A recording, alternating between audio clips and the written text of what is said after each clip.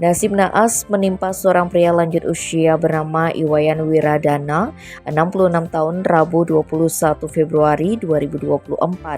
Lansia ini tewas ditabrak mobil box di Jalan Cokro Aminoto, sebelah selatan Apotek Kimia Farma Ubung Kaje, Kecamatan Denpasar Utara, Kota Denpasar, Bali.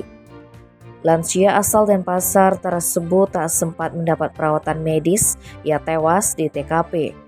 Kasihmas Polresta Denpasar AKP Ketut Sukadi membenarkan adanya insiden tersebut.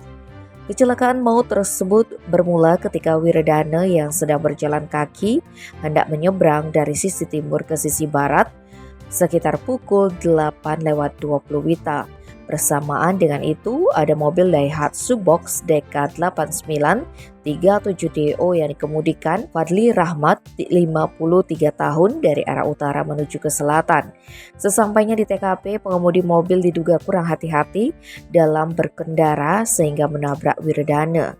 Lansia itu pun meninggal seketika dan kejadian ini dilaporkan oleh warga sekitar ke pihak berwajib. Barang bukti mobil box juga disita, sementara jenazah korban laka lantas dievakuasi menuju ke RSUD Wengayi Denpasar. Tim Bali Express melaporkan.